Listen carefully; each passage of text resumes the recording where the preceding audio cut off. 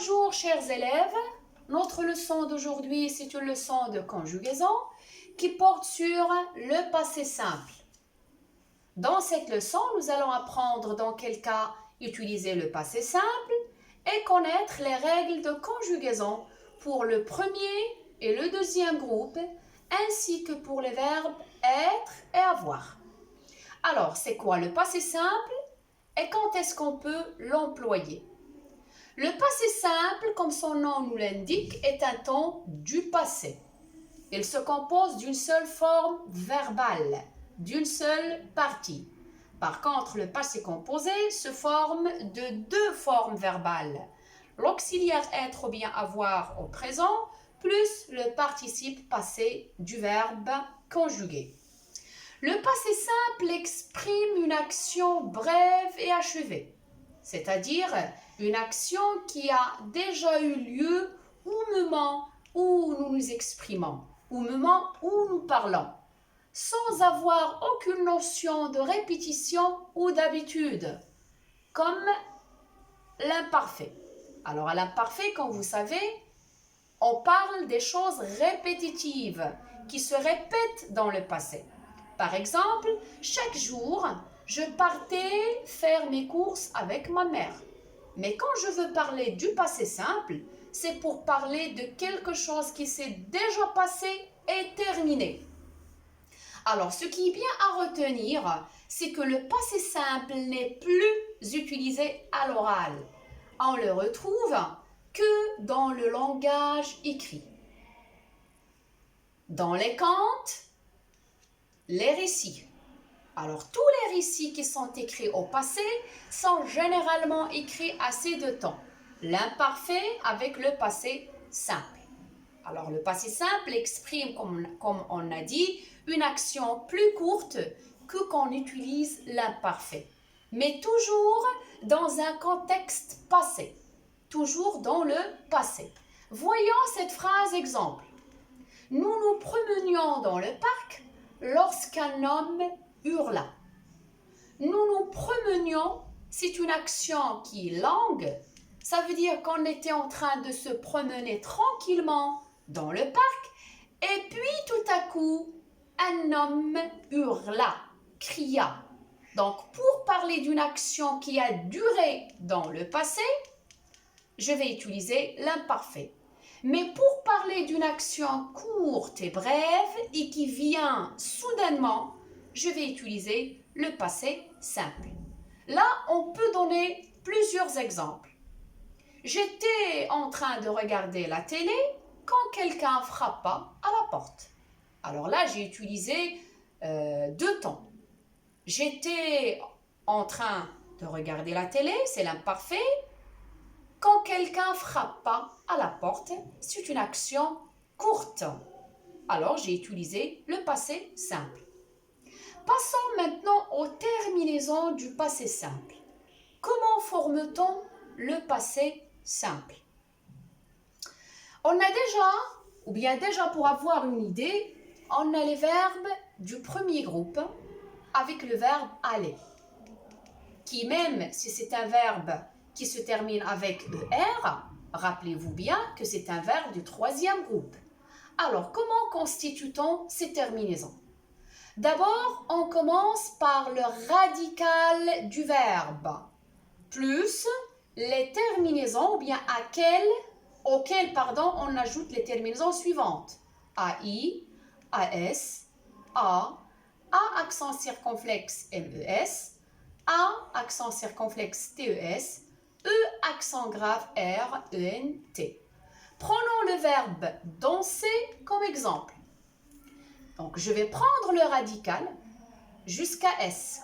Ça veut dire j'enlève la terminaison de l'infinitif, le ER. D'accord? Et je rajoute les terminaisons suivantes. Je dansais à I. Tu dansas à S. Il, elle dansa à. Nous dansâmes à accent circonflexe MES. Vous dansâtes à accent circonflexe TES. Il, elle dansèrent E, accent grave R, ENT. Il ne faut surtout pas oublier l'accent circonflexe pour les deux personnes, ou bien les deux premières personnes du pluriel, nous et vous.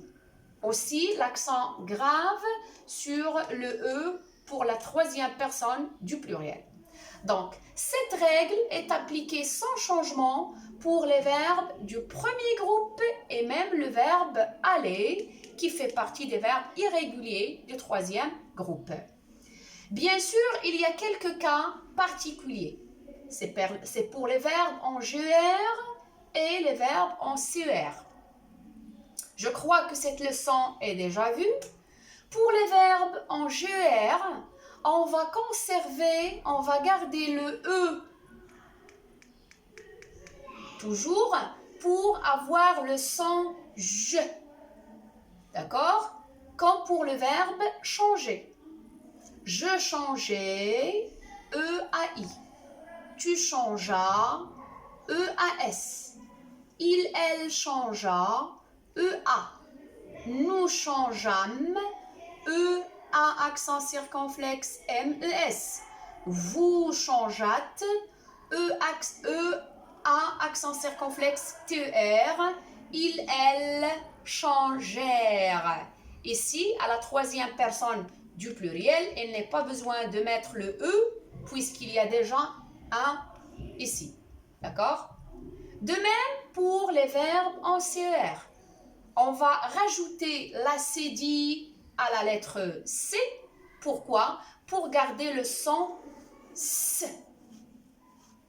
Et pourquoi? C'est parce que la majorité des terminaisons du passé simple pour les verbes du premier groupe commence par A. A, A, A, A, A. Sauf pour la troisième personne du pluriel. On va voir pour le verbe rincer. D'accord? Je rinçais. C-C-D-A-I. Tu rinças. C-C-D-A-S. Il, elle rinça. C-C-D-A. Nous rinçâmes. C-C-D-A accent circonflexe. M-E-S. Vous rinçâtes. C-C-D-A accent circonflexe. T-E-S. Vous rincèrent. Donc, à la troisième personne du pluriel, on ne met pas de CD car il y a un E. C'est clair? Pour maintenant les verbes du deuxième groupe. Comment forme-t-on ces verbes au passé simple? Alors, on fait la même chose. Je prends le radical du verbe et je rajoute les terminaisons suivantes. IS, IS, IT, I accent circonflexe MES, I accent circonflexe TES, IR, ENT. Vous remarquez qu'on met toujours l'accent circonflexe sur la première et la deuxième personne du pluriel. Nous et vous. Prenons un verbe exemple. Le verbe franchir. Alors, je prends le radical.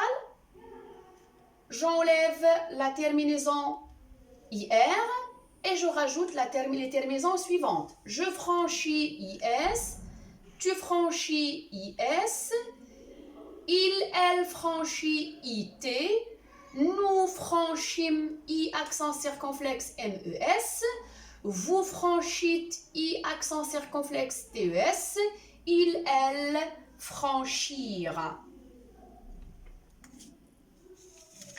Et là, qu'est-ce qu'on remarque? Que les trois premières personnes du singulier se conjuguent comme le présent. Mais dans le contexte de la phrase, on saura qu'on est dans le passé.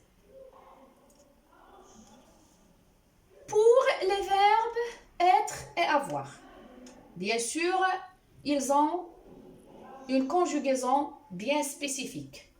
Pour le verbe être, je fus, tu fus, il, elle, on fut, nous fûmes, vous fûtes, il, elle, furent. Toujours l'accent circonflexe dans les deux premières personnes du pluriel nous et vous.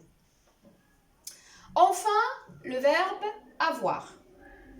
J'eus, tu, il, elle, ont eu, nous eûmes, vous eûtes, ils, elles eurent. Aussi, l'accent circonflexe sur le U pour les deux premières personnes du pluriel nous et vous.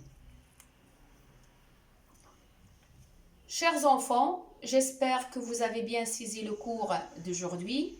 Merci pour votre attention et à la prochaine vidéo.